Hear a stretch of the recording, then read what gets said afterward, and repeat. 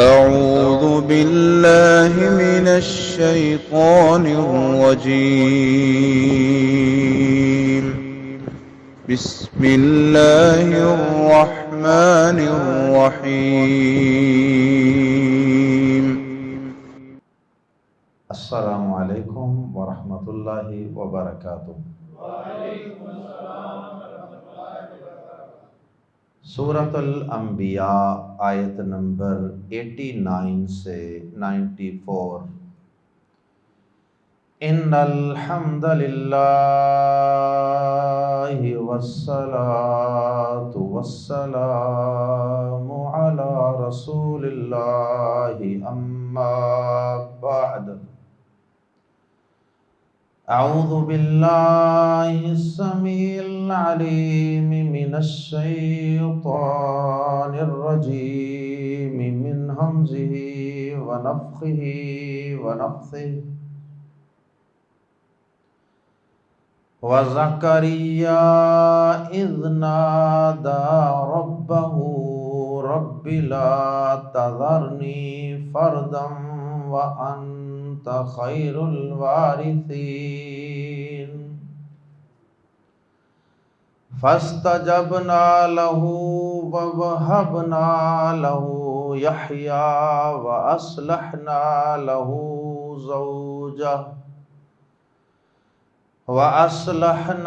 لَهُ زوجه إنهم كانوا يسارعون في الخيرات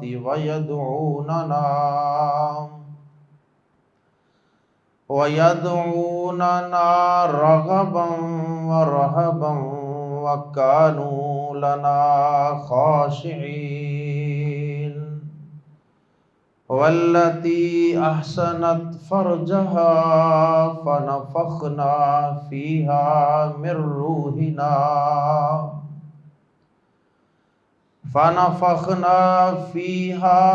روحنا وجعلناها وابنها آية للعالمين۔ إن هذه أمتكم أمة واحدة وأنا ربكم فاعبدون۔ وتقطعوا أمرهم بينهم كل إلينا راجعون۔ فمن يعمل من الصالحات وهو مؤمن فلا كفران لسعيه وإنا له كاتبون۔ سورت کے آغاز سے کئی ایک جلیل القدر پیغمبروں کا تذکرہ چل رہا ہے۔ آج کے سبق میں 4 مقدس ترین ہستیوں کا ذکر خیر ہم پڑھیں گے، جن 4 میں سے 3 تو اللہ کے پیغمبر ہیں، ایک حضرت زکریا علیہ السلام، ایک ان کے بیٹے حضرت یحییٰ علیہ السلام، اور ایک حضرت عیسیٰ علیہ السلام، اور چوتھا تذکرہ ہے حضرت عیسیٰ علیہ السلام کی والدہ ماجدہ حضرت مریم صدیقہ کائنات کا تذکرہ ہے۔ 4 مقدس ترین ہستیوں کا تذکرہ آج کی آیات میں ہم پڑھیں گے، اور پھر ان کی اچھی اچھی خوبیوں اور کوالٹیز کا تذکرہ، کیونکہ انبیاء کرام کے تذکرے قرآن مجید میں اس لیے کیے جاتے ہیں کہ قیامت تک آنے والے لوگ ان کے قصوں سے، واقعات سے، ان کی سیرت سے مستفید ہوتے رہیں، اپنے ایمان کی آبیاری کرتے رہیں اور اپنے عمل و کردار کو مضبوط کرتے رہیں، کیونکہ یہ تمام انبیاء کرام انسانیت کی رشد و ہدایت اور رہنمائی کے لیے اللہ رب العزت کی طرف سے مبعوث کیے گئے تھے۔ اور میں یہ سمجھتا ہوں کہ سچی بات تو یہی ہے کہ اصل ہمارے جو ہیرو ہیں، اصل جو ہمارے لیے نمونہ ہیں اور منارہ نور ہیں، اصل جو ہمارے لیے راہبر و رہنما ہیں، وہ یہ انبیاء کرام ہی ہیں۔ مگر افسوس کہ آج عیسائیوں نے بھی، یہودیوں نے بھی، مسلمانوں نے بھی، تقریباً سب نے ہی الا ماشاء اللہ، کسی نے کسی کو اپنا ہیرو بنا لیا، کسی نے کسی کو اپنا لیڈر بنا لیا، کوئی کسی سے متاثر ہے، کوئی کسی کے نقش قدم پہ چل رہا ہے۔ لیکن قرآن مجید بار بار ان مقدس ہستیوں کا اور بطور خاص انبیاء کرام کا اور اولیاء اعظام کا تذکرہ اس لیے کرتا ہے کہ یہ انسانوں کے لیے منارہ نور کی حیثیت رکھتے ہیں، اور لوگ ان سے، ان کی زندگیوں سے سبق سیکھیں اور اس کو فالو کریں۔ سب سے پہلے اللہ پاک نے ان انبیاء کرام کا اور مقدس ہستیوں کا تذکرہ کیا، ساتھ ساتھ ہی اللہ پاک نے ان کی کچھ اچھی خوبیوں کا تذکرہ کیا۔ ویسے تو ان میں بہت سی اچھی خوبیاں تھیں، بہت سے اچھے اوصاف تھے، لیکن اللہ پاک نے قرآن مجید کی مختلف صورتوں میں مختلف خوبیوں کا تذکرہ کیا۔ کسی جگہ ان کے ایک دو اوصاف کا تذکرہ، اور کسی جگہ ان کے 3-4 باقی اوصاف کا تذکرہ کر دیا۔ تو آیات زیر تفسیر میں بھی ان کی کئی خوبیوں کا، کئی اوصاف کا تذکرہ ہے، اور ان کے مضبوط اور اعلیٰ کردار کا تذکرہ ہے، اور ان کا اللہ کے ساتھ کیسا تعلق تھا اس کا تذکرہ ہے۔ اور آخر میں اللہ رب العزت نے یہ بات سمجھائی کہ یہ سب پیغمبر در حقیقت ایک ہی دین کے علم بردار تھے۔ بنیادی طور پہ ان سب کی دعوت ایک ہی دعوت تھی، اور وہ دعوت توحید تھی، ایک اللہ کی عبادت اور اللہ کے علاوہ کسی اور کے آگے نہ جھکنے کی دعوت تھی۔ تو یہ سب پیغمبر ایک ہی دین پر تھے، یہ ایک ہی ملت تھی، ایک ہی گروہ تھا۔ لیکن افسوس کہ انسان اور ان کو ماننے والے وہ سب آپس میں گروہ، فرقے، ٹکڑے ہو گئے۔ اور پھر آخر میں اللہ پاک نے فرمایا کہ کر لو اختلاف جو کرنا ہے، کر لو پیغمبروں کی تعلیمات سے اختلاف، کر لو آپس میں گروہ بندیاں اور فرقہ بندیاں، لیکن بالآخر تو ہمارے پاس آنا ہے نا۔ پھر ہم تمہیں جو تمہارے اختلافات تھے وہ تمہارے کن مفادات کی بنیاد پر تھے، یا کن تعصبات اور تنگ نظریوں کی وجہ سے تھے، وہ سارے اختلافات ہم تمہیں بتائیں گے، اس کا فیصلہ ہم فرمائیں گے۔ اور جو بلا وجہ اختلاف کرنے والے ہیں نا، پھر ان کو سزا بھی ملے گی۔ اللہم لا تجعلنا منہم۔ پھر آخر میں اللہ پاک نے ایمان اور عمل صالح کرنے والے جو چند لوگ بچ جائیں گے، جو اختلاف نہیں کریں گے انبیاء کرام کی تعلیمات سے، جو تمام انبیاء کرام کی مشترکہ تعلیمات سے انحراف نہیں کریں گے اپنے کسی گروہ، پارٹی، مفاد کی وجہ سے، بلکہ وہ توحید پر، ایمان پر قائم رہیں گے، انبیاء کرام کی تعلیمات کو مضبوطی سے تھامے رکھیں گے، اور اس کے ساتھ نیک اعمال بھی کرتے رہیں گے، تو پھر ان کا کیا صلہ اور اجر و ثواب ہے اس کا بھی تذکرہ کیا۔ آئیے قرآن مجید کے الفاظ میں پڑھتے ہیں۔ وَزَكَرِيَّا، اور زکریا علیہ السلام کو بھی یاد کیجئے۔ یا مراد یہ ہے کہ اور زکریا علیہ السلام کو بھی ہم نے بھیجا، وَزَكَرِيَّا، اور زکریا کو، اذ جب نادا اس نے پکارا. واقعہ پوری تفصیل کے ساتھ تو اس سے پہلے ہم پچھلی سورت سورہ مریم میں پڑھ چکے، اور پھر اس سے پہلے ہم سورہ آل عمران میں بھی تفصیل سے پڑھ چکے. وزکریا اور زکریا کو اذ نادا. اب ان کی پوری زندگی ہے، پوری سیرت ہے، لیکن اس میں سے اللہ پاک نے چند آؤٹ لائن، چند سنہری باتیں ان کی زندگی کی وہ یہاں ہمارے سامنے بیان کر دی ہیں. اذ نادا ربہ، جب اس نے پکارا اپنے رب کو. پہلا سبق یہ ہے کہ انبیاء کرام جب انہیں کوئی حاجت ہوتی تھی، جب انہیں کوئی ضرورت ہوتی تھی، جب انہوں نے اولاد مانگنی ہوتی تھی، اولاد کی طلب انہیں ستاتی تھی، تو وہ اپنے سے پہلے والے نبیوں کو نہیں پکارتے تھے. زکریا علیہ السلام بنی اسرائیل کے ایک پیغمبر ہیں نا، انہوں نے یہ تو نہیں کہا کہ میں اپنے سے پہلے جو پیغمبر گزرے ہیں میں ان کو پکار لیتا ہوں.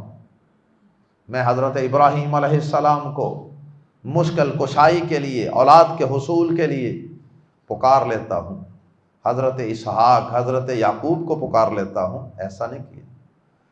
سب سے پہلا سبق زکریا علیہ السلام کی، انبیاء کی سیرت اور ان کی زندگی کے اندر یہ ہے، اذ نادا ربہ، جب اس نے پکارا اپنے رب کو. تو ہم نے بھی التجا کرنی ہے تو اپنے پروردگار سے کرنی ہے. ربی، وہ دعا کیا تھی؟ دوسرا سبق، اگر کسی کو اولاد کی حاجت ہے، اگر کوئی شخص یہ سمجھتا ہے کہ میرے بعد میں جو دین کا کام کر رہا ہوں، میں جو اللہ کے پیغام کو انسانوں تک پہنچانے کا کام کر رہا ہوں، انسانیت کی فلاح و بہبود کا، رشد و ہدایت کا جو بیڑا، جو ذمہ داری میں نے اٹھا رکھی ہے، یا اللہ لوگوں کو خواہش یہ ہوتی ہے کہ میری دکان، میرا کاروبار، بزنس، فیکٹری، کارخانہ پیچھے سے کون چلائے گا؟ تو یا اللہ میری خواہش تو یہ ہے، میری پریشانی، میری ٹینشن تو یہ ہے کہ میرے بعد دین کے، خیر کے کام کو آگے پھیلانے کا، قرآن حدیث پڑھنے پڑھانے کا کام میرے بعد کون کرے؟ اگر پہلے نمبر پہ تو ہر مومن کی یہ خواہش ہونی چاہیے، یہ سوچ ہونی چاہیے.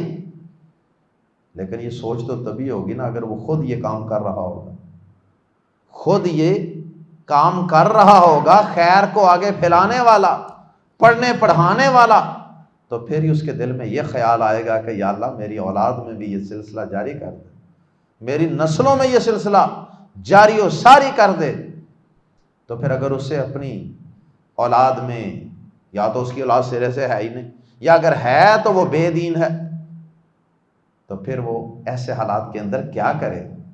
حضرت زکریا علیہ السلام کی سیرت کا مطالعہ کرے کہ جب وہ بوڑھے ہو چکے تھے، بیوی ان کی بانجھ ہو چکی تھی، نہ وہ اولاد پیدا کرنے کے قابل رہے بظاہر، اور نہ ان کی زوجہ محترمہ وہ اس ایج کے اندر تھی جس میں عورت بچے کی پیدائش کے قابل ہوتی ہے، بانجھ ہو چکی تھی. تو ایسے حالات کے اندر بھی وہ رب سے مایوس نہیں ہوئے، رب کی رحمت کو انہوں نے محدود نہیں سمجھا، بلکہ یہ سمجھا کہ بے بسی، کمزوری تو ہمارے اندر ہے نا، جو عطا کرنے والا ہے اس کے خزانوں میں تو کوئی کمی نہیں ہے، اس کے باوجود مانگ لیا. اور یہ کب مانگا تھا؟ خیال کب آیا تھا اس کا؟ جب انہوں نے حضرت مریم کو دیکھا تھا جن کی وہ کفالت کر رہے تھے. حضرت مریم کو دیکھا تھا کہ اللہ پاک ان کو جب وہ عبادت کے اندر مگن اور مصروف ہوتی ہیں عبادت خانے میں، تو اللہ پاک ان کو بے موسم پھل عطا فرماتا. تو وہاں سے خیال آیا تھا اگر اللہ پاک اس مریم کو بے موسم پھل دے سکتا ہے تو مجھے بھی بے موسمہ اور بے وقتہ اولاد کا میٹھا پھل بھی دے سکتا، اور اولاد مانگی ہے تو وہ بھی اولاد برائے اولاد نہیں، بلکہ اولاد مانگنے کے اندر بھی ایک ویژن ہے، ایک ویژنری سوچ ہے، اور وہ کیا ہے؟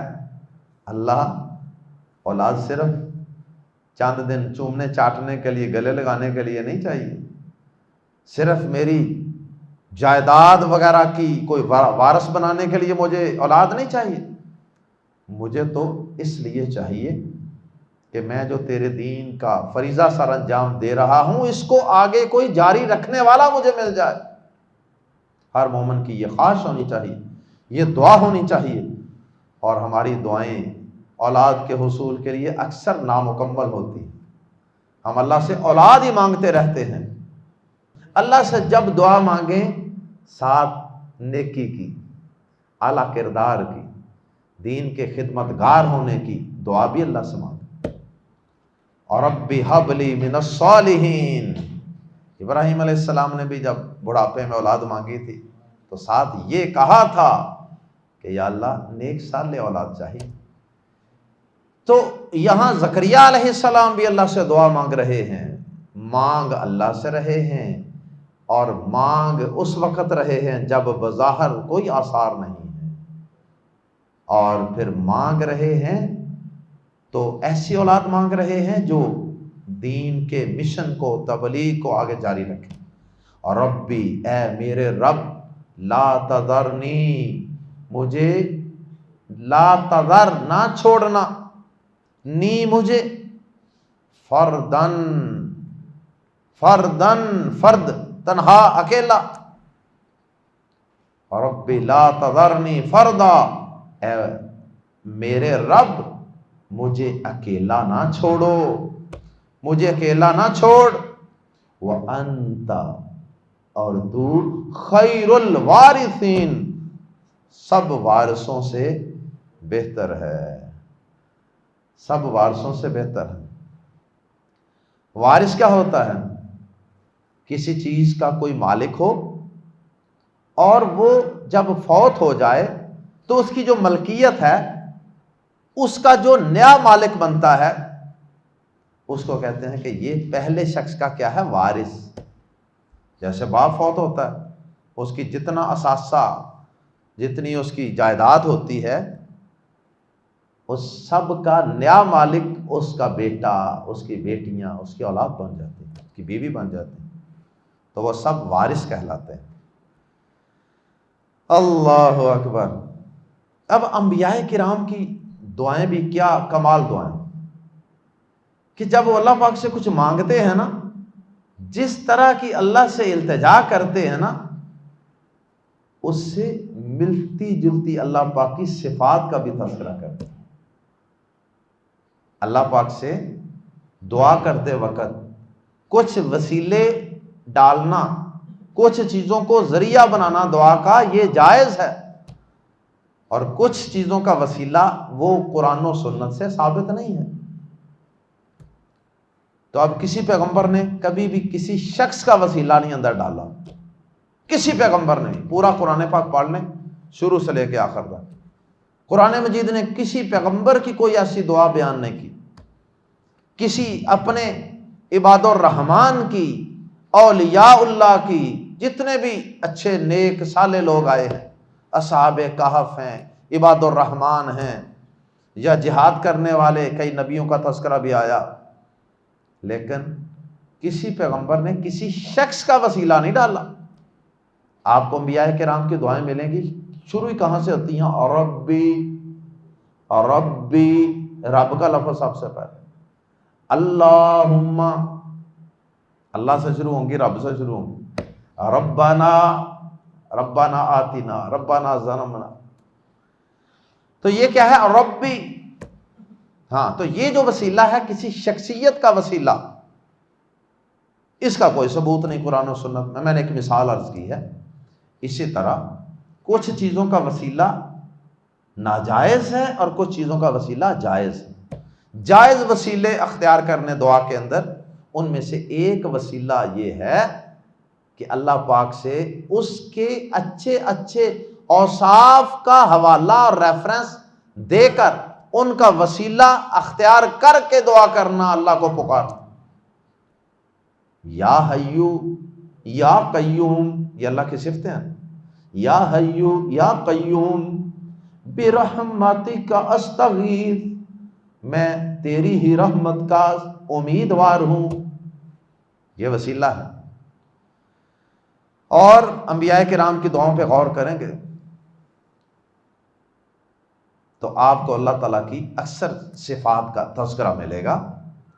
تو یہاں بھی دیکھیے، اور ربی، اے میرے رب، لا تذرنی، نہ چھوڑ مجھے، وہ فردن، اکیلا، وانت خیر الوارثین، اور تو سب وارثوں سے بہتر وارث ہے۔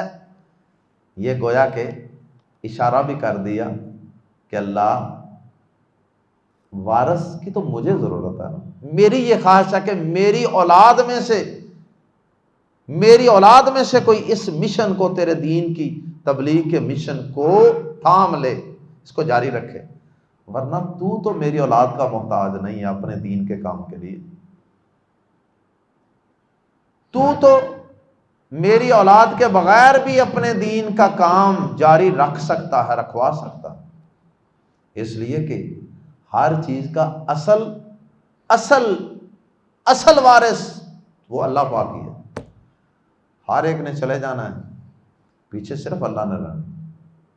جس طرح کہ قرآن مجید کے اندر سورہ مریم کے اندر ہی پچھلی صورت میں ہم پڑھ چکے ہیں، اِنَّا نَحْنُ نَرِثُ الْأَرْضَ وَمَنْ عَلَيْهَا، اس زمین کے وارث ہم ہی ہیں، اور جو کچھ اس زمین کے اوپر ہے اس سب کے بھی وارث در حقیقت ہم ہی ہیں۔ اصل وارث تو اللہ ہے۔ وہ بھی چلا گیا، وہ بھی چلا گیا، وہ بھی چلا گیا، سب چلے گئے، یہ زمین ادھر ہی رہ جانی ہے، اور اس کے اوپر جو کچھ بھی ہے ساری چیزیں اللہ کے پاس ہی رہ جانی ہیں۔ یہ پہاڑ، یہ دریا، انسان چلے جائیں۔ تو وانت خیر الوارثین، اور تو سب وارثوں سے بہتر ہے۔ مطلب یہ ہے کہ اگرچہ اصل وارث تو ہی ہے، تیرے جیسا تو وارث کوئی کسی چیز کا ہو ہی نہیں سکتا، لیکن یا اللہ میری خواہش اور دعا یہ ہے کہ مجھے وارث عطا کر۔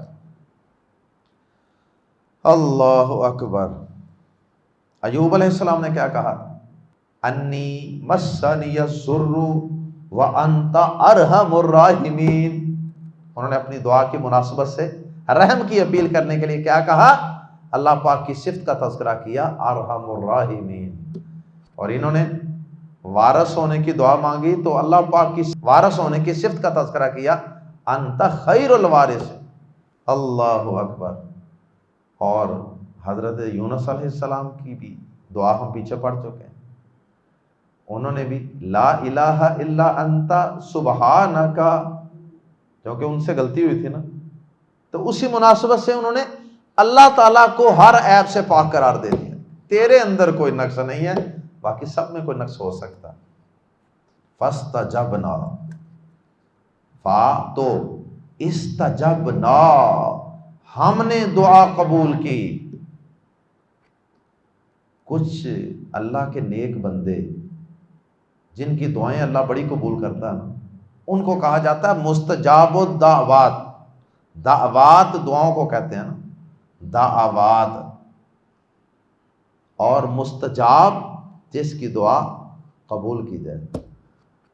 بعض نیک لوگ، علماء کرام، ان کے پاس لوگ دعائیں کروانے جاتے ہیں، یہ بھی دعا کا ایک وسیلہ ہے۔ کسی نیک بندے سے کہنا کہ میرے لیے دعا کرو، یہ بھی جائز ہے، یہ بھی ثابت ہے۔ ایسے لوگ جن کی اللہ تعالیٰ بہت جلد دعا قبول کرتے ہیں نا، ان کے تقوی، پرہیزگاری کی وجہ سے، اللہ سے مضبوط تعلق کی وجہ سے، ان لوگوں کو کہا جاتا ہے مستجاب الدعوات۔ فلاں عالم، فلاں اللہ کا نیک بندہ بڑا مستجاب الدعوات، اللہم اجعلنا منہ۔ فاستجبنا، تو وہ اسی سے لفظ نکلا ہے مستجاب۔ یہ نام بھی لوگ رکھتے ہیں، مستجاب کئی لوگوں کا نام بھی ہوتا ہے۔ تو مستجاب کا معنی جس کی دعا قبول کی جائے، فاستجبنا، تو ہم نے دعا قبول کی. دعا کا لفظ اس کے اندر ہی موجود ہے. لہو اس کی، اور وہبنا ہم نے اس کی دعا قبول کی، اور وہبنا ہم نے عطا کیا، لہو اسے، یحییٰ اور اسے ہم نے یحییٰ عطا کیا.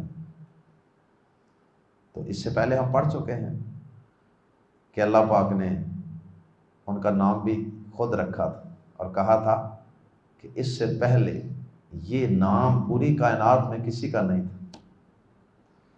اور بھی کئی اوصاف اللہ نے ان کے بیان کیے. حضرت یحییٰ کا وَأَصْلَحْنَا، اور ہم نے درست کر دیا، لہو اس کے لیے، اس کی خاطر. کس کے لیے درست کر دیا؟ یحییٰ کی پیدائش کے لیے یا زکریا علیہ السلام کی خاطر. وَأَصْلَحْنَا اور ہم نے درست کر دیا، لہو اس کے لیے یعنی زکریا علیہ السلام کے لیے، ان کی دعا کو قبول کرنے کے لیے، زوجہ اس کی بیوی کو. اب یہاں ترتیب تھوڑی سی آگے پیچھے لگ رہی ہے. بیوی کو درست کرنے کا ذکر بعد میں ہے، یحییٰ علیہ السلام کی پیدائش کا ذکر پہلے آ گیا. تو یہ جو واؤ اور یہ واؤ ہمیشہ ترتیب کے لیے نہیں ہوتی کہ ضرور اس کا مطلب ہے کہ جیسے جیسے کوئی کام بیان ہو رہا ہے، جیسے جیسے کوئی قصہ بیان ہو رہا ہے وہ ویسے ویسے ہی رونما ہوا، ایسا ضروری نہیں ہوتا. اصل میں ان کی دعا کا ذکر ہوا تو اللہ نے دعا قبول کرنے کا فوراً ذکر کر دیا اور بتا دیا کہ ہم نے ان کو دعا قبول کر کے ان کو یحییٰ دے دی.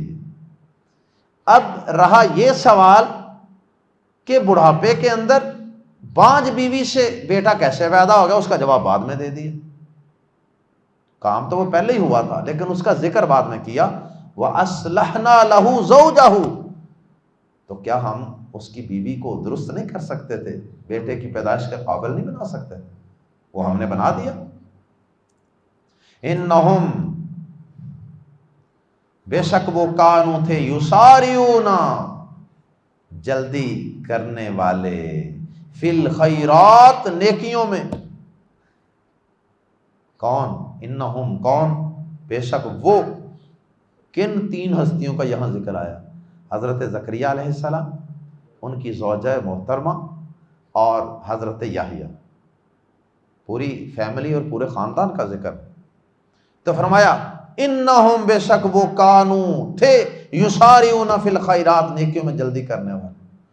اور ایک مطلب اس کا یہ بھی ہو سکتا ہے کہ اس سے پہلے تقریباً ایک درجن کے قریب انبیاء کرام کا ذکر ہم پڑھ چکے ہیں سورت. تو انہم کانو یساریون فی الخیرات سے مراد وہ سب پیغمبر ہی ہیں. بے شک یہ جن عظیم ہستیوں کا ذکر تم پڑھ چکے ہو نا، یہ سب کے سب ہی نیکیوں میں بڑی جلدی کرنے والے ہیں. نیکی کرنے میں دیر نہیں کرنی چاہیے. فاستبقوا الخیرات، اللہ پاک نے حکم بھی دیا ہمیں قرآن مجید میں، سورۃ آل عمران وغیرہ میں، فاستبقوا الخیرات، لوگوں نیکیوں میں جلدی کر لو، پتہ کوئی نہیں کب مہلت چھن جائے. وَيَدْعُونَنَا، پیغمبروں کا اسوہ ہمارے لیے کیا ہے؟ اس میں نیکی میں جلدی کریں. وَيَدْعُونَا، اور وہ پکارتے تھے، نہ ہمیں، کسی اور کو نہیں پکارتے، وہ ہمیں پکارتے تھے. رَغَبًا وَرَهَبًا، رغباً رغبت کے ساتھ، شوق کے ساتھ، محبت کے ساتھ، وَرَهَبًا اور ڈرتے ہوئے، خوف سے. مومن دونوں چیزوں کے بین ہوتا ہے. وہ اللہ کے عذابوں سے ڈرتا بھی ہے، بے خوف نہیں ہوتا، اور اللہ کی رحمت سے پر امید بھی رہتا ہے. یہ دونوں کام ہی کرنے ہیں. دعا کے اندر یہ دونوں چیزیں ہونی چاہیے. جب اللہ کو پکارا جائے نا تو اللہ تیری رحمت سے بڑے پر امید ہیں، اور ساتھ ساتھ اس کے عذابوں سے ڈرا بھی جائے. اللہ اکبر. اور ہمارے ہاں بعض گمراہ صوفیوں نے یہ عقیدہ گاڑ رکھا ہے کہ اللہ پاک سے لالچ رکھتے ہوئے کبھی اس کی عبادت نہ کریں. جنت کا لالچ رکھ کے اللہ کی بات کر رہے ہیں، یہ کیسی عبادت؟ ہاں جی، تو اللہ پاک نے پیغمبروں کا وصف بیان کیا ہے، اور دوسری جگہ پہ اللہ پاک نے یہ بھی کہا یدعون ربهم خوفا وطمعا، وہ خوف یعنی ڈرتے ہوئے بھی اللہ کو پکارتے ہیں، اس کے عذابوں کو ذہن میں رکھ کے بھی اللہ جہنم سے بچا لینا، اور ساتھ ساتھ وہ طمع امید، طمع کے ساتھ، طمع کا کیا معنی ہوتا ہے؟ لالچ کرتے ہوئے کہ ہم اللہ ہم سے راضی ہو جائے، یہ لالچ ہی ہے، اللہ ہمیں معاف کر دے، یہ لالچ، اللہ ہمیں جنت میں داخل کر دے، جہنم سے بچا لے، یہ سب لالچ ہے، یہ سب طمع ہیں، اور یہ طمع رکھنا جائز ہے۔ صوفی کہتے ہیں کہ یہ تو اللہ پاک سے سودے بازی ہوئی، تو بھائی اس سودے بازی کا ذکر تو رب نے خود قرآن میں کیا ہے، سورۃ توبہ پڑھ لیں، ان اللہ اشتری من المؤمنین انفسهم واموالهم بان لهم الجنہ، بے شک اللہ پاک نے ایمان والوں سے ان کی جانوں اور ان کے مالوں کا سودا کر لیا ہے جنت کے عوض میں، کہ جانیں مجھے دے دو، مال میرے حوالے کر دو، مجھ سے جنت لے لو۔ اللہ پاک تو خود کہہ رہا ہے، خریدار اللہ خود ہے، یہ سودا اللہ نے خود کیا ہے۔ اللہ اکبر۔ وَكَانُوا، اور تھے وہ، لنا ہمارے ہی لیے، لنا پہلے آ گیا خاشعین سے، اس لیے ترجمہ اس میں حسر کا معنی ہی کا معنی پیدا ہو جائے گا، ورنہ یہ تھا خاشعین لنا، وَكَانُوا، اور تھے وہ، لنا ہمارے ہی لیے، خاشعین عاجزی کرنے والے، خشوع و خضوع ہوتا ہے جھک جانا، دب جانا اللہ کے آگے، اور ایک ہوتا ہے تکبر، آکڑ جانا اللہ کے آگے، نہیں، یہ ہمارے آگے عاجزی کرنے والے تھے، اللہ ہم سب کو عاجزی عطا فرمائے۔ واللتی، اور اس عورت کو بھی یاد کیجئے، اس عورت کا بھی تذکرہ کیجئے، اگرچہ وہ پیغمبر تو نہیں لیکن ایک عظیم پیغمبر کی ماں ہے، واللتی، اور اس عورت کو جس نے احسنت سواد کے ساتھ، سین کے ساتھ ہو تو احسنت کا مطلب اچھا کام کیا، تو یہاں احسنت محفوظ رکھا، فرجہا، اپنی شرمگاہ کو ایسا محفوظ رکھا کہ کسی غیر محرم سے بدکاری اللہ معاف فرمائے، یہ کرنا تو اپنے کردار کو داغدار کرنا تو بڑی دور کی بات، وہ تو اللہ کی بندی عبادت میں ایسی مگن اور مشغول رہی کہ اس نے جائز طریقے سے بھی اپنی جنسی خواہش پوری نہیں کی۔ اس وقت کے دور میں اس دین کے مطابق ایسا کرنا جائز تھا، ہمارے دین میں ایسا کرنا جائز نہیں۔ ایسا کرنے کی خواہش کی تھی نا، 3 صحابہ آئے تھے جو نبی پاک صلی اللہ علیہ وسلم کے گھر، ایک نے کہا تھا جی میں شادی نہیں کروں گا، نکاح ہی نہیں کروں گا، تو اللہ کے پیارے نبی صلی اللہ علیہ وسلم نے ڈانٹا تھا، غصے ہوئے تھے، نکاح کرنا ہے ضرور۔ تو بہرحال یہ اس دور کے مطابق بات کی جا رہی ہے، انہوں نے کہا تھا نا لم یمسسنی بشر، مجھے کسی بشر نے چھوا تھا کرے، مطلب یہ تھا نہ ناجائز طریقے سے اور نہ نکاح کے ذریعے۔ تو بہرحال اس عورت کو بھی ذکر کیجئے جس نے اپنی شرمگاہ کو محفوظ رکھا۔ آپ دیکھیے نام نہیں لیا عورت کا، لیکن یہ انڈرسٹوڈ ہے، سب کو پتا ہے کہ اس سے مراد کون سی خاتون، کیونکہ آگے ان کے بیٹے کا بھی ذکر آ رہا ہے۔ اور یہودیوں نے حضرت مریم پر تہمت لگائی تھی، نعوذ باللہ، بدکاری کی، اس وجہ سے بھی اللہ پاک نے ان کی پاک دامنی کا بطور خاص ذکر کیا۔ اور ویسے بھی یاد رکھیں، عورت کی سب سے عظیم عبادت اس کا اپنی عزت، عفت اور کردار کی حفاظت ہے، یہ عورت کی سب سے عظیم عبادت۔ تو یا پھر نفخنا، ہم نے پھونکا، فیہا، اس میں، من روحنا، اپنی روح میں سے، اپنی روح میں سے پھونکا، اس سے مراد ہے کہ اپنی طرف سے روح کو پھونکا۔ یہ ویسے ہے جیسے ناقۃ اللہ، اللہ کی اونٹنی، رسول اللہ، اللہ کا رسول، بیت اللہ، اللہ کا گھر. اب اللہ وہاں رہتے تھوڑے ہیں اس گھر میں. تو بعض چیزوں کی فضیلت بیان کرنے کے لیے، شرف بیان کرنے کے لیے بھی اس کی نسبت اللہ کی طرف کر دی جاتی ہے. اللہ اکبر. جیسے حدیث میں آتا ہے کہ آدمی نفل پڑھتا رہتا ہے، پڑھ پڑھ کے اتنا اللہ کا مقرب ہو جاتا ہے کہ اللہ کہتے ہیں کہ پھر میں اس کے ہاتھ بن جاتا ہوں، میں اس کی آنکھیں بن جاتا ہوں. تو اس کا مطلب یہ نہیں ہوتا نعوذ باللہ سچ مچ ہی بن جاتا ہے. مراد یہ ہوتی ہے کہ اللہ پاک اس کے ہاتھ، اس کی آنکھیں، یہ ان کی عظمت بیان کر رہے ہیں، اپنی طرف نسبت کر رہے ہیں.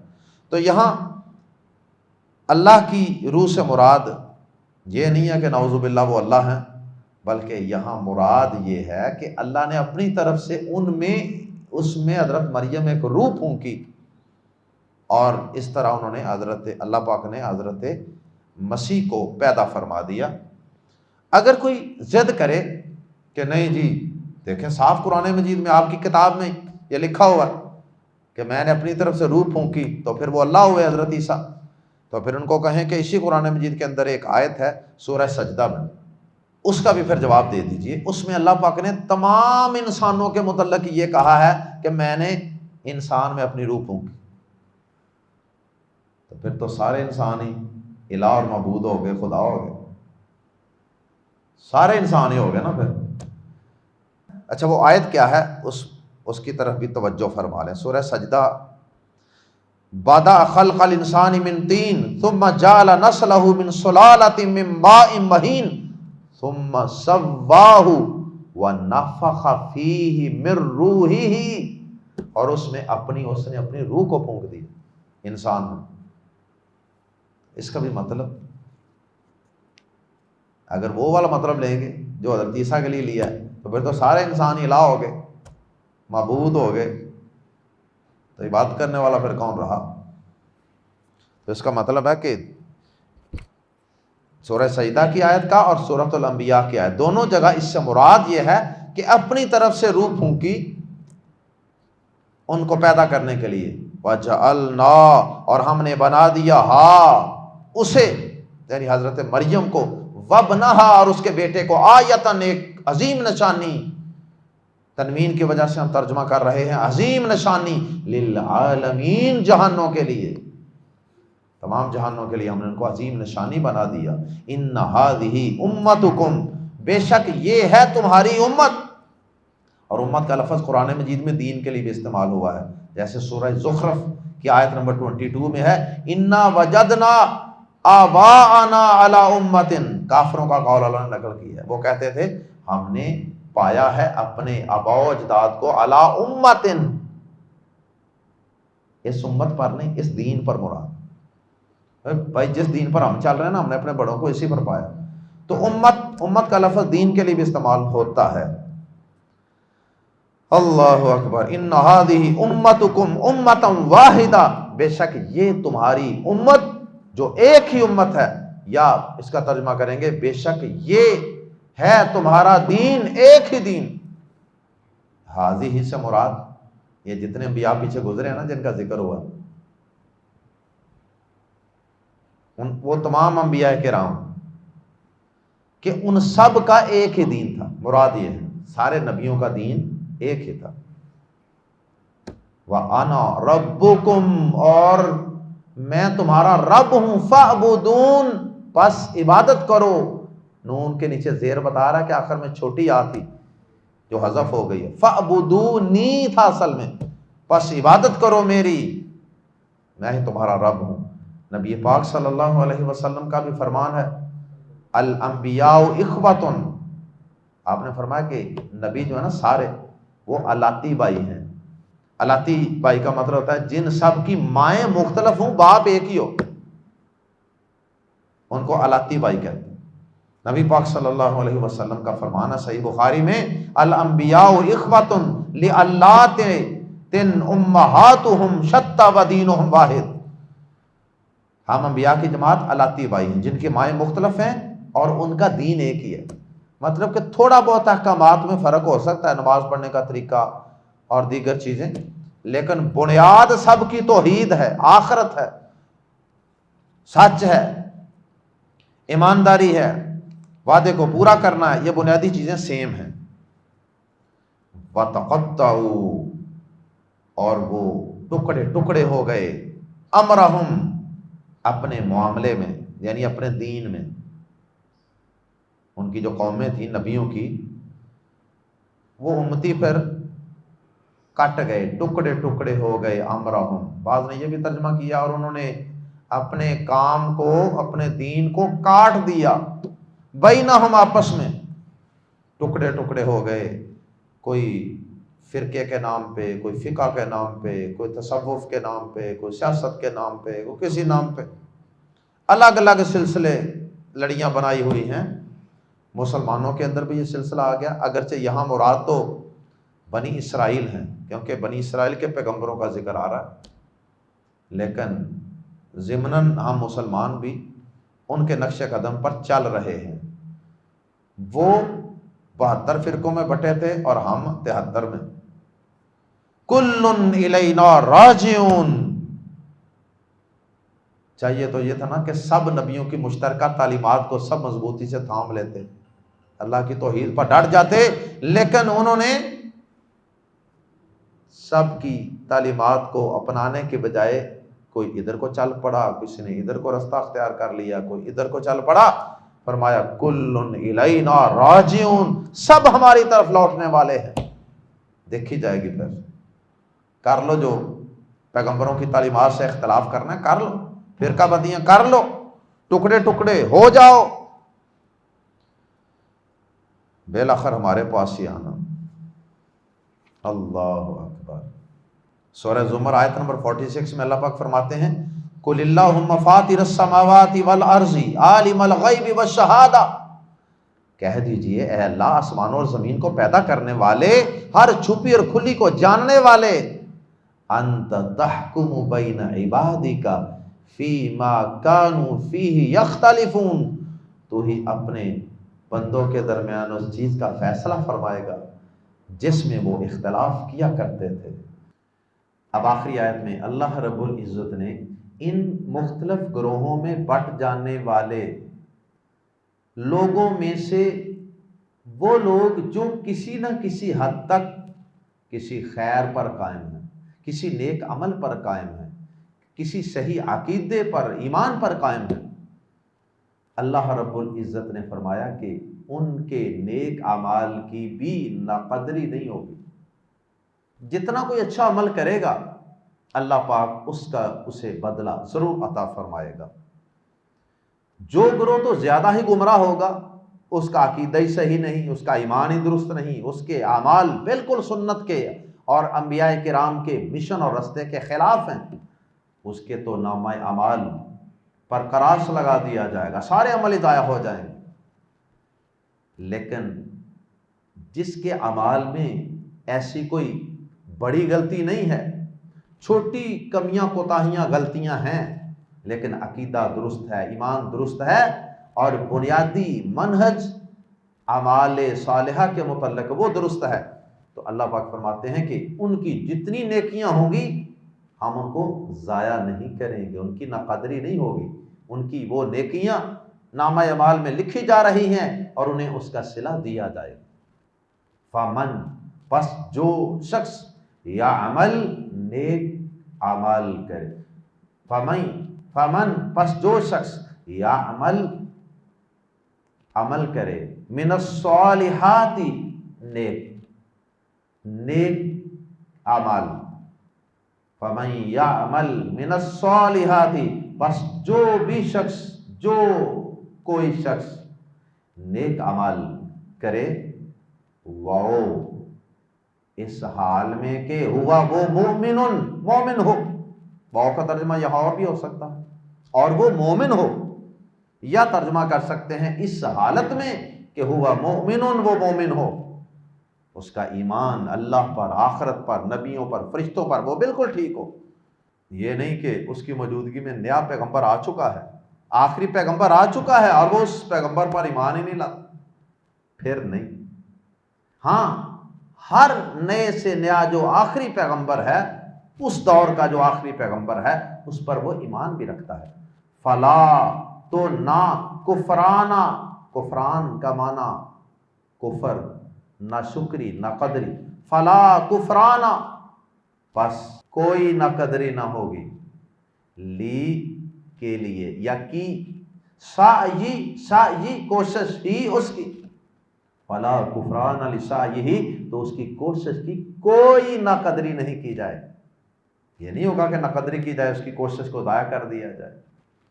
ہاں کچھ اعمال میں کوششیں ضائع ہو جائیں گی جن کا قرآن و حدیث میں ذکر ہے، جیسے شرک سے اعمال ضائع ہو جاتے ہیں۔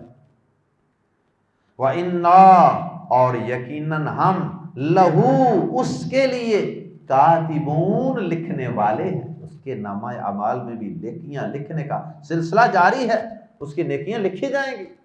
اللہ پاک کا فضل اور احسان ہے کہ جو شخص کچھ بھی نیک اعمال کرے، کیا فرمایا اللہ پاک نے؟ فَمَن يَعْمَلْ مِنَ الصَّالِحَاتِ، بس جو شخص کوئی نیک اعمال کرے، یعنی بعض کا، کوئی کا لفظ یہاں موجود ہے من کی شکل، تو یہ اللہ پاک کا فضل ہے، اس کی رحمانیت اور کریمیت کا یہ تقاضا ہے کہ کوئی شخص جتنے بھی نیک اعمال کرے گا اتنے ہی قبول ہوں گے۔ اللہ ہم سب کو انبیاء کرام کے رستے اور مشن پر چلنے کی توفیق عطا فرمائے، اور اللہ پاک ہم سب کو ایسی نیکیاں کرنے کی توفیق عطا فرمائے کہ جن نیکیوں کو اللہ پاک ضائع نہیں کریں گے، بلکہ ان نیکیوں اور نیک اعمال کی اللہ کے ہاں قدر ہوگی۔ سبحانک اللہم و بحمدک، اشہد ان لا الہ الا انت، استغفرک و اتوب الیک۔